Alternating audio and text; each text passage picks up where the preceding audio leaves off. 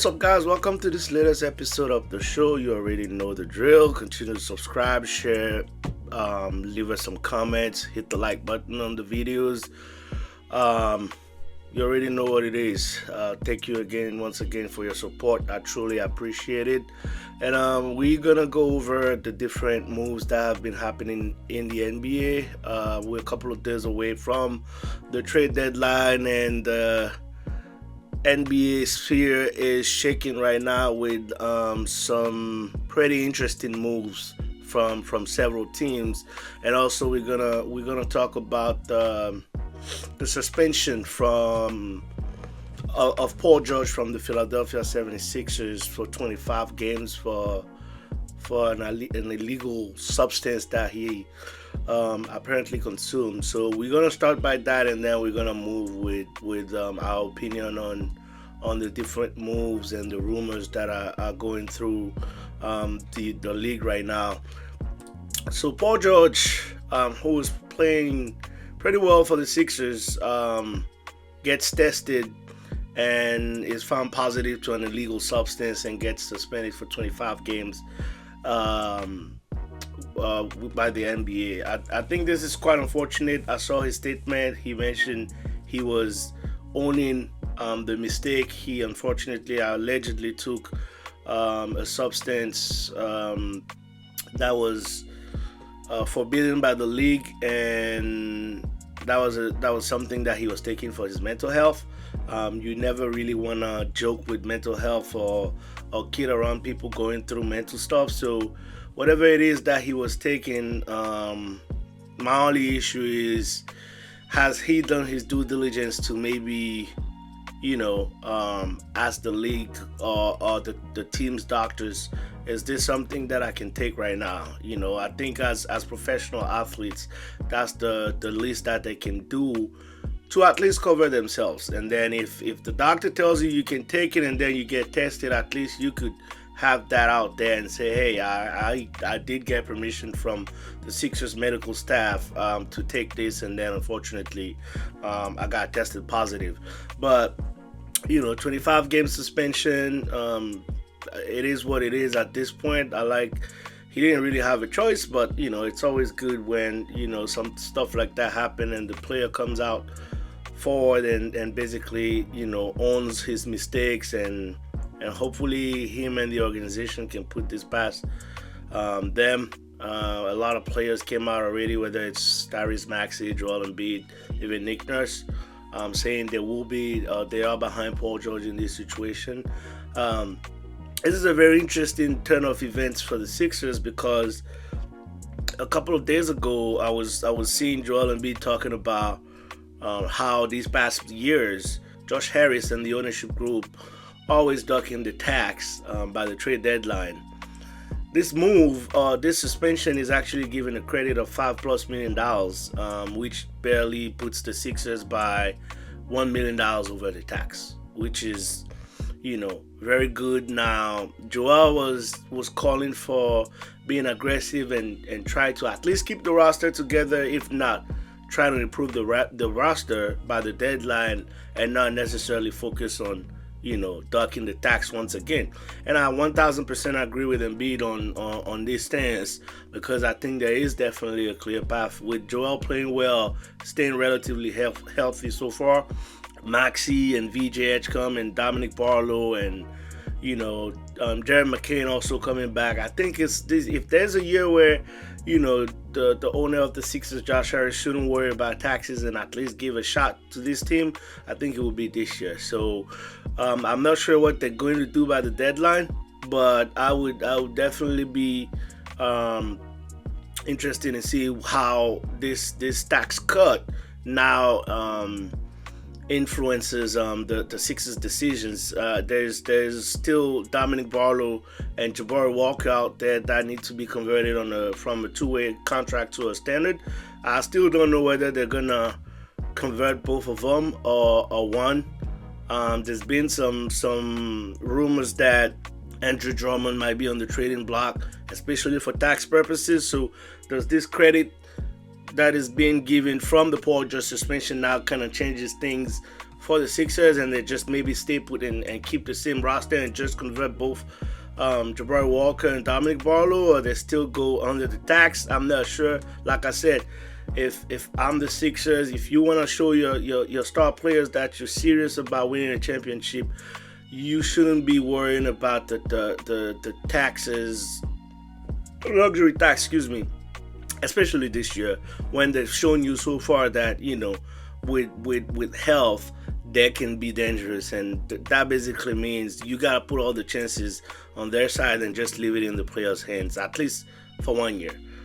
So we'll see what that does for the Sixers, and obviously, if you want to see the glass half full here, Paul George is not hurt. I'm assuming that he's probably going to continue working out with the team, so he's not going to play. Nothing replaces NBA games, but the positive here is that he might not have another toll on his body and be healthier and fresher for the playoffs, because if I'm not mistaken, he's coming back with 10 games left for the playoffs, and that could be a positive for the Sixers, and why not maybe hopefully have a healthy Paul George for the playoff run that the Sixers will most likely be on this upcoming February or March. So that's pretty much what I have to say about the Paul George situation. I hope he takes care of his mental health. I hope everything gets better for him, and hopefully he learns from this and at least consult with, if he hasn't done so yet, consults with team doctors before indulging any kind of medicines in the future, and doesn't put himself or his teams in these kind of situations, especially a player that is making that kind of money that he's making. Obviously, it's 25 games without suspension, so he's also gonna be losing about $11-12 million, which is a lot of money, but it is what it is. Now we are going to be talking about the trades that have happened.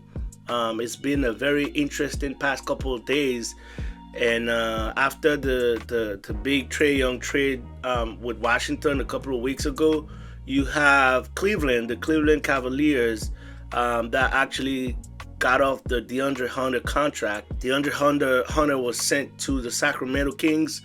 In return, the Cleveland Cavaliers got Dennis Schroeder, Keon Ellis, Emmanuel Miller, and the Chicago Bulls got Dario Saric and 2 second-round picks in that move. So a very interesting trade. Dario Saric got relocated again to another team afterwards. I'm going to talk about this in a minute. But what this does is, I like what it does for Cleveland in the sense where they get 2 rotational pieces in Dennis Schroeder and Keon Ellis, 2 guys that can play defense. Specifically, Keon Ellis, you could put him on on an elite point guard, and he can really hold his own. So, perimeter defense, ball handling is what they're getting. Playmaking ability also, and scoring off the bench with Dennis Schroeder, who's been around the league for a while now, been bounced around teams. But I love these 2 players that Cleveland are getting. DeAndre, and they also, getting some financial flexibility, getting off of that DeAndre Hunter contract. I'm not sure what Sac is doing here, to be honest with you. They get a young player, a young wing, but I guess this is just part of the rebuild. But the funny thing is, DeAndre Hunter he's on the contract for the foreseeable future with Sac. He still got. Okay, I see here. He got this year, and then the following year will be his last year on the contract. So I guess Sacramento is probably taking a chance on him and see if they can keep him for the foreseeable future. If not, they're just gonna let him walk. But I like this better for Cleveland, and we'll see what they do by the end of the season, and even during the off season here. There's still some rumblings about a James Harden for Darius Garland trade out there right now. So we'll see how that also unfolds. That'll be really interesting to see what kind of moves they're making then, and how they operate if that does come to fruition. I wouldn't like that trade, to be honest with you, because as much as I love the defense that Dennis Schroeder and Keon Ellis bring, James Harden brings you offense, but is a backcourt of Donovan Mitchell and James Harden what you need right now in the playoffs? Unless you tell me James is okay coming off the bench and leading the second unit, I'm not sure how that could benefit them, and I don't know what the Clippers will benefit from having Darius Garland out there when you seems like going on a rebuild, and then you taking a huge contract out there. But I'm not going to speculate on it too much yet. It's just a rumor, so we're going to talk about the moves that have been made, but it's out there. It seems to be close, so we'll talk about it when it does happen. Atlanta got Duop Reef, the center from Portland, and 2 second-round picks also. And the Portland Trailblazer acquired Vit Krejci, the point guard from the Hawks. So pretty mild move. I guess between two teams, don't really have much to say about this trade.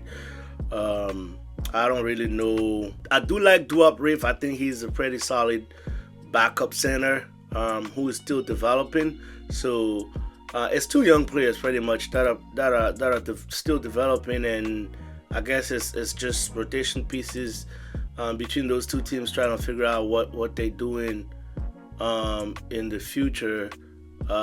Reef is 29 years old. However, I was just double checking here. I've been seeing him with Portland, but he's not that young anymore. But we'll see what they do out there in the future between those 2 teams. Now, the major trade that happened, which I guess I could call a blockbuster so far in this season, is the Memphis Grizzlies trading Jaren Jackson Jr. So that's a very huge trade. It was Jaren Jackson Jr., John Conchar, Jock Landale, and Vincent Williams Jr. all got traded to the Utah Jazz in exchange for Walter Clayton Jr., Kyle Anderson, Taylor Hendricks, George Niang, and 3 first-round picks. I love this trade for both teams because I think Memphis is definitely embracing a rebuild here. I'm expecting a John Morant trade to follow up this. So they just noticed that they're not gonna be dominant in the foreseeable future. They trying to acquire some picks. This trade actually helps them and gets them to 12 first round picks in the next 7 years. There's only the Brooklyn Nets and the Oklahoma City Thunder behind them, in front of them rather now. So they're embracing the rebuild. They're stacking up on picks and just gonna try to develop the young players, whether it's Zach Edey, Cedric Howard that they got this year, and I think pretty much anybody else on that roster is up for grab for the right price. So I'm sure a John Morant trade will probably give them some additional young players, or at least some extra picks again. So I like teams that embrace where they are right now and try to just rebuild. So I like that for Memphis. In the sense of them, also getting a young player, Walter Clayton Jr., who was drafted this year. I kind of like him coming out of this draft. So it's just a time now for them to start developing, and they got some expiring contracts also. So they're gonna make some extra moves, clear some cap space, and fully embrace a rebuild. It might be a quick one, but because of the kind of talent that they still have on the roster. But I like this. They move off of the Jaren Jackson Jr. contract extension that they gave him this past summer. And on the Utah Jazz end, however, this is very interesting because it seems like Utah is now willing to start winning at a serious pace, because it's pretty exciting to see what they're going to do with Walker Kessler, who's out for the season right now. But having a Walker Kessler at the 5, Jaren Jackson Jr. as a power forward, and Lauri Markkanen, if he's kept at the 3, will be very interesting. Kessler is going to command an extension. I'm not sure what numbers he's looking at and if they're going to be able to retain him. They already extended Lauri Markkanen, so I'm not sure if they're moving off of him or if they, just going to keep them for a year and see how it goes. But this is exciting times for Utah after being in the doghouse for Lord knows how many years, because you still have Keontae George. You have the rookie Ace Bailey that they drafted this season. So that's a good nucleus out there with, Sensabaugh and a whole bunch of other young players that they have in Utah out there with the ability to make some additional moves. But I guess it will all depend on really how much Walker Kessler commands, and if they're able to keep him maybe under the max contract, because that would be a lot of commitment of money between Lauri Markkanen, Jaren Jackson Jr., and Walker Kessler if he was to get a max contract also. So Utah is definitely going to be an exciting team, at least up until the end of the season, unless, like I said, they do decide to move off of Lauri Markkanen or Walker Kessler by the end of the season. But right now, they still got Kyle Filipowski, they still got Isaiah Collier, Cody Williams, also Yusuf Nurkic is still out there. So, and I think they still have they will have a top pick in this upcoming draft too. So, yeah, I'm really excited to see what Utah does next, because I'm 1,000% sure that this is not the end for Utah. So we'll see how it goes and what will be next for these teams. These two teams out there between Utah and Memphis. The Chicago Bulls acquire Anthony Simons from Boston. They get a second-round pick, and Boston gets Nikola Vucevic and a 2027 second-round pick. Chicago gets a 2026 second-round pick. So a lot of guards in Chicago right now. So it's going to be interesting to see what other moves maybe are made by the deadline with the Bulls, because they also, which will be the next trade that I'll be talking about, they also acquired Jaden Ivey and Mike Conley. I'm sure somebody is going to get moved again, but Chicago finally moves off of Nikola Vucevic. Vooch goes to Boston. Boston was actively searching for a starting center because I think they want to move Imaz Kita to the bench, and him coming off the bench. Boston has been pleasantly surprised with the way they're playing right now. This was supposed to be a reset year, but they've been exceeding expectations. So this is just the front office showing Jaylen Brown and Peyton Pritchard and Derek White that they believe maybe something can be done here, and there's no reset year. So I like the aggressiveness of Boston on that end. Vucevic is still on an expiring contract next year, so that can be easily moved, or they can just keep him and then see if they can extend him at a better deal. He's definitely not gonna be getting $21 million again after next season. I highly doubt that at 36, 37. But that's a good trade for right now, at least up until the end of the season. Vooch can still rebound at a decent level. It's still a space in center. He can shoot the three at a decent level also. And then the spacing issues with Boston are still, well, when I say issues, it's not really issues, but that spacing philosophy of 5 out with Boston does still apply with Vooch coming to Boston. So I love that trade. We'll see how it ends up unfolding, but I like that for the Celtics. Last one so far up until I'm sure we're gonna get some more news in the future. We can hop back on and talk about it. But yeah, you have Jaden Ivey and Mike Conley going to Chicago, and the Pistons acquiring Kevin Huerter and Dario Saric. and a first round pick.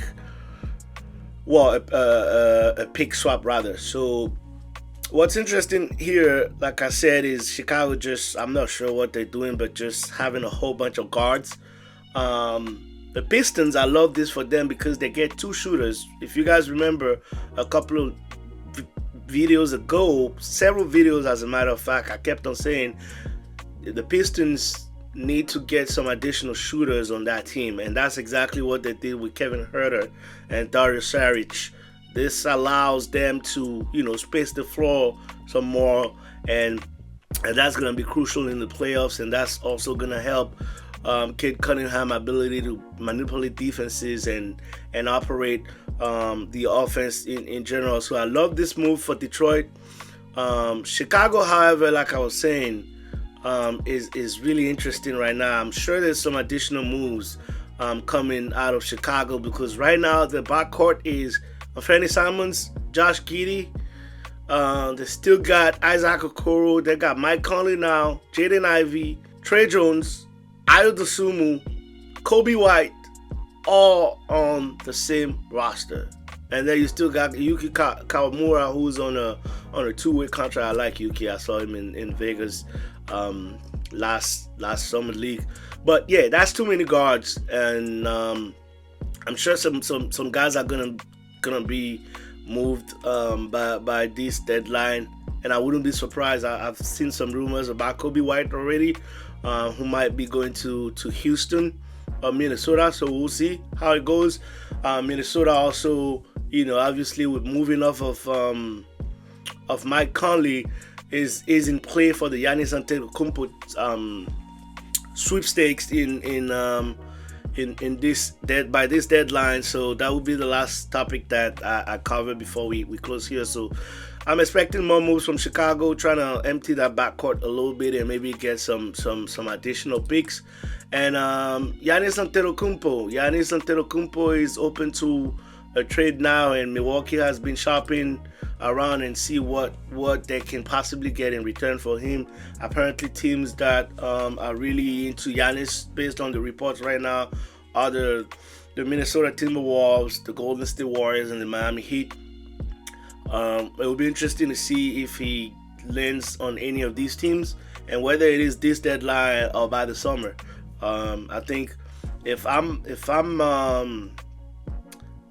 Milwaukee, I'm probably making the move right now, because I'm trying to get some picks back for this draft, and I'm avoiding having to deal with Giannis coming back from injury and wanting to play, and getting me to not think accordingly based on what they do in this season. So if I'm Milwaukee, I need to embrace the full rebuild, whether it's Bobby Portis, Giannis, and possibly Miles Turner. Even Kyle Kuzma also could be on the trade blocks, if you ask me. But we'll see what they do. I can also understand them if they want to wait until the summer, because that would allow them to also have a clear idea of who is getting, like what pick they're pretty much getting once the lottery is done, and everybody knows what pick they have in the upcoming draft. So we'll see what they do. If you ask me, as a great fan of the Warriors, the Sixers are my number one team, but I'm also a huge fan of the Warriors. I would like to see Giannis with Steph, and hopefully both of them still getting the opportunity to go for a run. I don't know if that's gonna happen, but that's something that I've been seeing, that the Warriors are pretty aggressive about getting Giannis, and I think it would be okay to even consider including Draymond Green in a trade if that's necessary. I'm not saying by all means, but if that's what it has to take, then you do it. I don't necessarily like the fit of Giannis in Minnesota unless Rudy Gobert is traded or coming off the bench, because the double big lineup that Giannis has always had, whether it's with Brook Lopez or even Gobert with Cat were with, a guy who can shoot the three. Yeah, neither Giannis or Rudy can shoot the three efficiently, so it's gonna be tough for them to both play at the same time on the floor. I like the idea of Giannis and Anthony Edwards, but they would definitely have to, move some stuff around if that's where he ends up going. So speculations, once again, we would get back online here and talk about it when it does happen. And that's all I have for you guys for today. And have a great rest of your day, and I will talk to you guys at the next episode. Ciao.